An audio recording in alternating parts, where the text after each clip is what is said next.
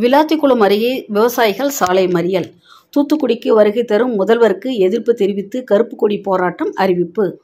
தூத்துக்குடி மாவட்டம் விளாத்திக்குளம், புதூர் மற்றும் எட்டயபுரம் உள்ளிட்ட பகுதிகளைச் சேர்ந்த விவசாயிகள் கடந்த ஆண்டு பயிரிட்ட தோட்டக்கலை பயிர்களான வெங்காயம், மிளகாய், கொத்தமல்லி உள்ளிட்ட பயிர்களுக்கு தற்போது வரை 2023-24 ஆண்டுக்கான பயிர் காப்பீட்டுத் தொகை வழங்கப்படவில்லை என்றும், புதூர் வட்டாரத்தில் உள்ள விளைநிலங்களை சேதப்படுத்தும் காட்டுப்பன்றிகளை கட்டுப்படுத்த அரசு நடவடிக்கை எடுக்க வேண்டும் என்றும் கடந்த டிசம்பர் 11ஆம் தேதி ஏராளமான விவசாயிகள் புதூரில் சாலை மறியல் போராட்டத்தில் ஈடுபட்டனர். அப்போது புதூர் வட்டார தோட்டக்கலைத்துறை உதவி இயக்குனர் பேச்சுவார்த்தை நடத்தி வருகின்ற டிசம்பர் 20ஆம் தேதிக்குள்ளாக 2023-24 ஆண்டுகளுக்கான பயிர் காப்பீட்டுத் தொகை விடுவிக்கப்படும் என உறுதியளித்ததை அடுத்து போராட்டத்தில் ஈடுபட்ட விவசாயிகள் கலைந்து சென்றனர்.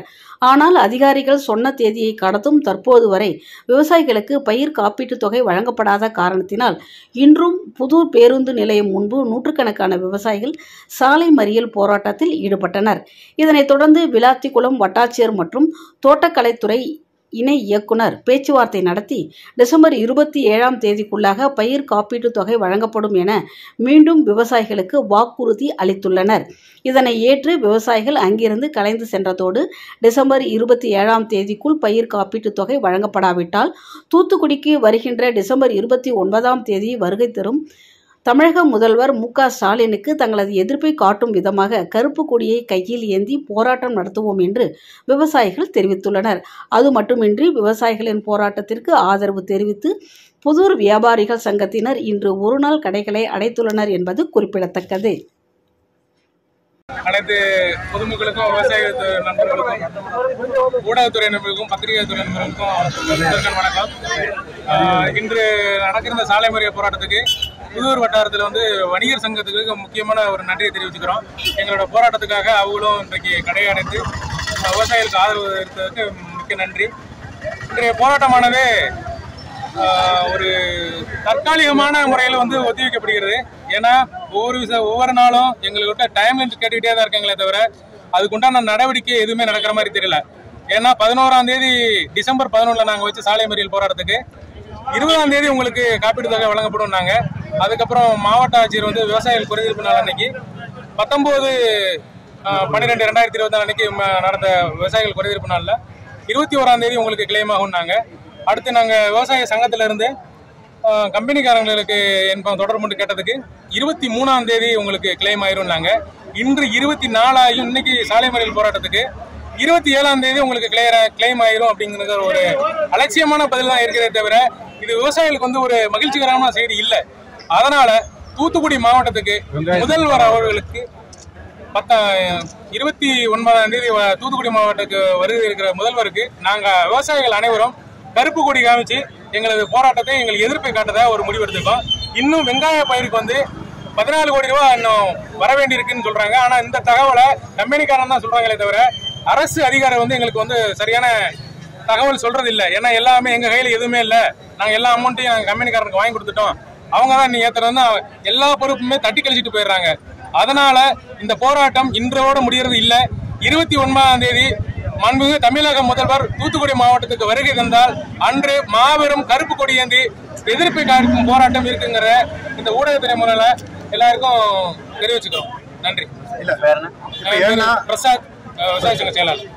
இப்போ இன்னைக்கு சாலை மறியல்ல விளாத்திக்குளம் வட்டாட்சியரும் தூத்துக்குடி தோட்டக்கலைக்காரரும் வந்துட்டு கண்டிப்பா அவங்களுக்கு 27ஆம் தேதி கண்டிப்பா ஏறிட்டு இருக்காங்க. அதனால 27ஆம் தேதி வரைக்கும் நான் வெயிட் பண்ணுவோம். 27ஆம் தேதி ஏறல அப்படின்னா 28ஆம் தேதி காலையில 9 மணிக்கு இந்த கீழ்பதியில் உள்ள அனைத்து வீட்டுகளும், விவசாய வீட்டுகள் எல்லாத்தையுமே வீட்டுக்கு மேல கருப்பு கொடி நாங்க ஏற்றிடுவோம். 29ஆம் தேதி முதலமைச்சர் வரும்போது நாங்க தெருவில் நின்று கருப்பு கொடி காட்டுவோம்.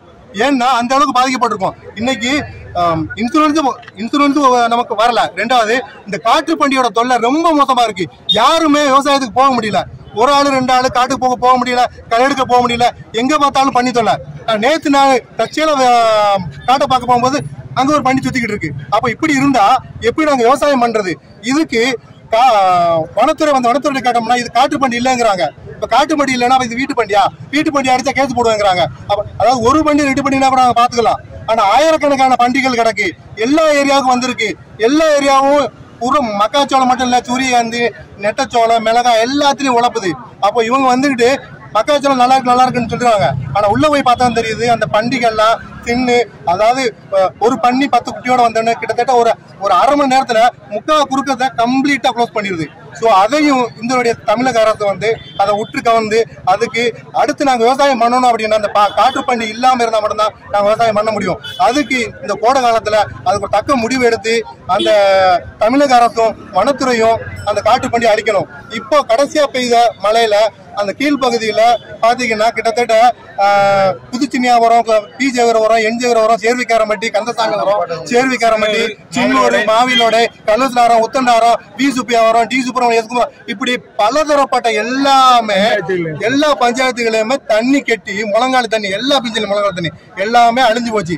இதை இந்த தோட்டக்கலையும் மற்ற இந்த கவர்மெண்ட்டும் விஓகளை அனுப்பி அந்தந்த ஏரியா விஓகளை அனுப்பி எல்லாமே அவங்க அளவெடுத்து அதுக்கு ஒரு தக்க நிவாரணம் எங்களுக்கு வழங்கணும்.